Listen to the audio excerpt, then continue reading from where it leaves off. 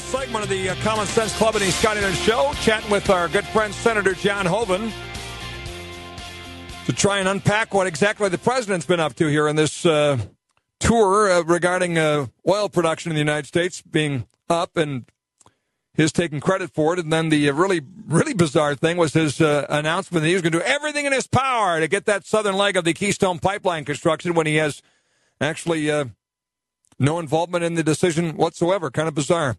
But welcome to the political scene in an election year, I guess. Senator, nice to have you back. How you doing? Good, Scott. Good to be with you.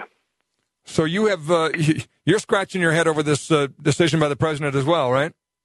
Well, yeah. I mean, we had strong bipartisan support for moving ahead on the Keystone XL pipeline. We got 56 votes. That was with 2 Republicans missing, actually up to 58.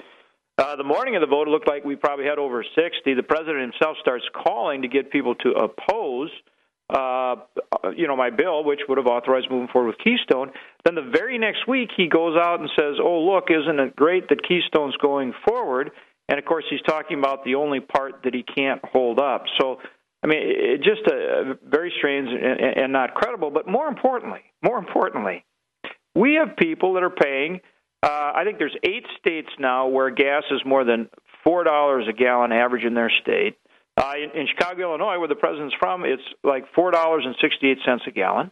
Gas prices continue to go through the roof, and Americans across the country are paying the price at the pump. And it's not just, the Keystone is an example of the kind of thing that we need to do, and there's many more. But when the administration holds these things up, they're sending signals to the market that they're going to constrain supply. And when you send those kind of signals to the market that you're going to continue to constrain supply, of course, that puts upward pressure on prices. And so we've got a lot of solutions. We're pushing them every day. The president needs to join us and start working with us on them. Now that he's trying to take credit for the southern leg and moving the oil from Cushing down to Texas to get to the markets easier, what are the chances of getting the northern portion of the pipeline built, maybe short of crossing the border, but from the Bakken on down? Well, at this point, he's holding it up, and his administration's holding it up. The key is that we just find a way to push it through with bipartisan support in Congress, and that's what I'm working to do. So I think we'll get there, either working with the highway bill, of course, which is about infrastructure, or on an energy package. But look, I think we're going to get there, and I'm going to continue to push these energy issues. And we're going to continue to develop energy in this country and with Canada, but we've got to develop our energy resources not only to reduce the cost of energy, to make it more dependable, to create jobs, and for national security so we're not dependent, on the Middle East. But if you built the northern portion, if you ultimately are successful, bipartisan legislation to get a different way of getting it across the border, get the authority to do that, great. But wouldn't TransCanada be better just to say we're going to build this thing from the Bakken on down, and we'll do the northern portion too, and then let you fight the battle on getting the Canadian sands piece put together? Well, it'd be great if they do that, Scott. But remember, business, that's the problem. Now we're getting into really an issue that goes to the whole problem underlying getting our economy going. We got North Dakota's economy going because we created certainty so that business could invest. They knew the rules of the road. They could invest and get a return. That's exactly what they did. What's happening nationally, the reason we still have 8.3% unemployment, more than on the order of 13 million people that are looking for jobs, far more that are underemployed, is because of the uncertainty this administration is creating with over-regulation, with the kind of barriers that we're talking. So now you come back to the Keystone project.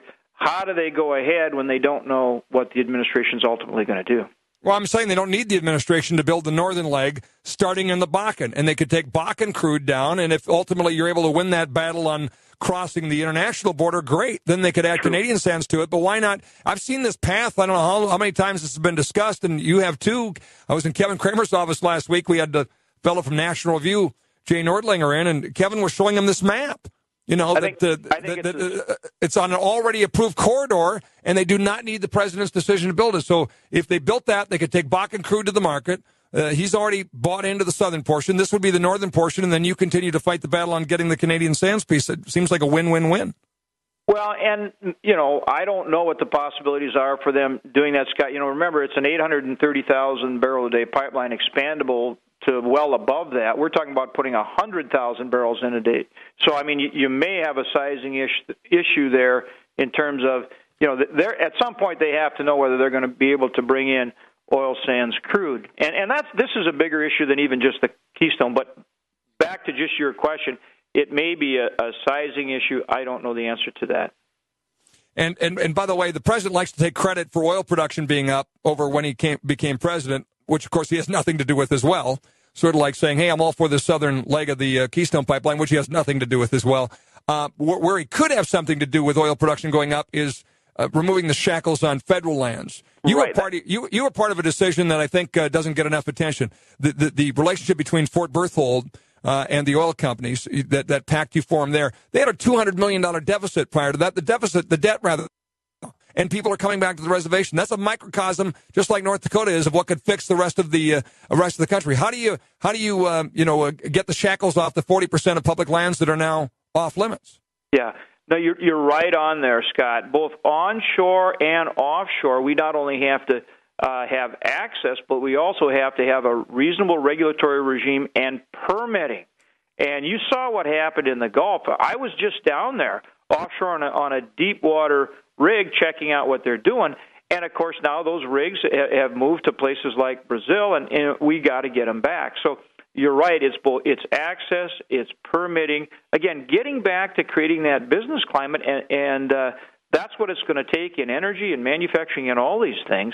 And that's a real problem. We've got to have access and a reasonable permitting regime, both onshore and offshore, on public lands. We have legislation in to do that. Again, this is part of building the right kind of energy policy for the country.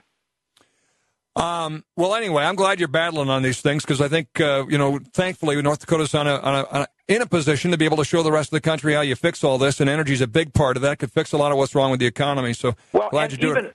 Yeah, Scott, and for us, we need infrastructure up there. This provides needed infrastructure. But look, this is about energy. This is about jobs. This is about national security.